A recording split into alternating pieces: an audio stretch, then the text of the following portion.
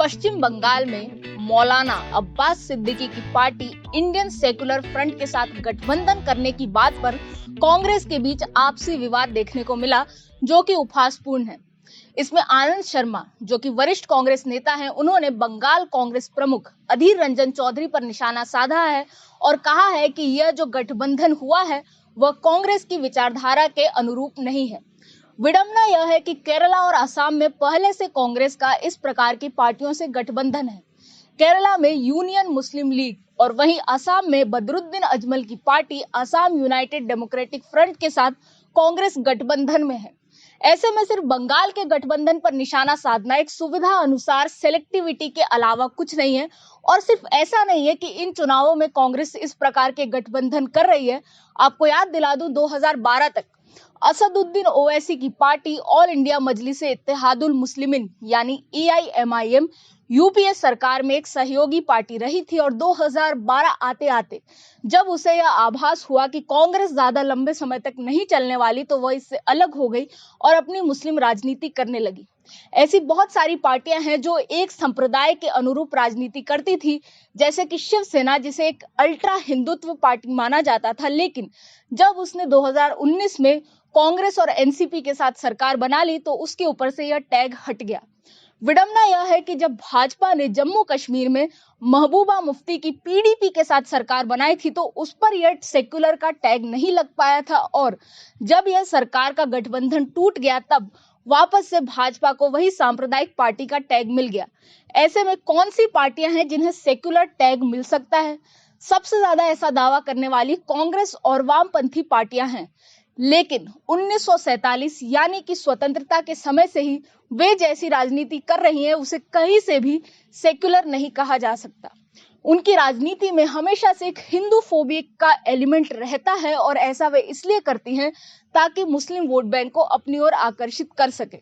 लेकिन 1947 से पहले भारतीय मुसलमानों ने जिन्ना को वोट दिया था और 1947 के बाद वे कांग्रेस और क्षेत्रीय पार्टियों को वोट देने लगे थे। लेकिन जब भारतीय मुस्लिमों को एहसास हुआ कि ये जो सेकुलर पार्टियां तथाकथित हैं वे उनका कुछ फायदा नहीं कर रही है, तो भारत में अलग अलग कोनों में एक नया जिन्ना पनपने लगा और फिर भारतीय मुस्लिम बढ़ चढ़कर ऐसी जो क्षेत्रीय पार्टियां हैं और मुस्लिम राजनीति करती हैं उन्हें वोट देने लगे।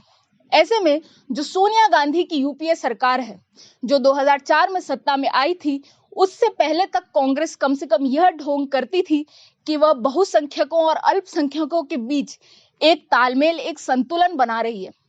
लेकिन सोनिया गांधी के सत्ता में आने के बाद हमने यह देखा कि मनमोहन सिंह जो प्रधानमंत्री बने, उन्होंने सीधे रूप से कह दिया कि भारत के संसाधनों पर पहला अधिकार अल्पसंख्यकों का है। इसके अलावा हमने देखा कुछ नियम भी ऐसे लाए गए जैसे राइट टू एजुकेशन, जिसका काम ये था कि उसने बहुसंख्यकों के जितने शैक्षिक संस्थान थे उन पर अतिरिक्त बोझ डाल दिया, जबकि अल्पसंख्यकों के संस्थानों को इससे मुक्त रखा गया। इसके अलावा कम्युनल वायलेंस बिल भी लाया गया, जिसका उद्देश्य था कि किसी भी सांप्रदायिक दंगे में बहुसंख्यकों को आसानी से जिम्मेदार ठहराया जा सकता है। ऐसे में आज यदि भारतीय परिदृश्य में देखें तो एक भी पार्टी ऐसी नहीं है जो सेक्युलर होने का दावा कर सकती है।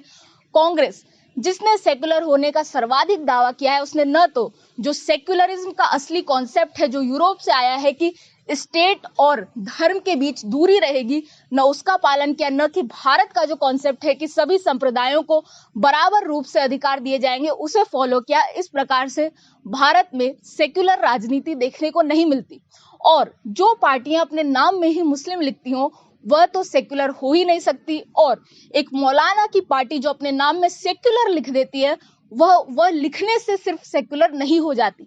तो वास्तविकता यह है कि आज भारत में जो सेक्युलर शब्द है वह अल्पसंख्यक राजनीति का पर्याय बन चुका है और समय आ गया है कि हम इस शब्द को भारतीय राजनीति से दूर करें, क्योंकि हम जानते हैं कि यदि कांग्रेस सच में सेक्युलर होती तो भारतीय जनता पार्टी कभी भी उभर नहीं पाती, लेकिन आज वह मुख्य धारा में आ गई है। लेकिन उसके विपरीत ये मुस्लिम पार्टियां भी मुख्य धारा में आने का प्रयास कर रही हैं, तो ऐसे में सेक्युलर शब्द का भारतीय राजनीति में कोई स्थान नहीं रह जाता है। मैं हूं निष्ठा अनुश्री, देखते रहें स्वराज।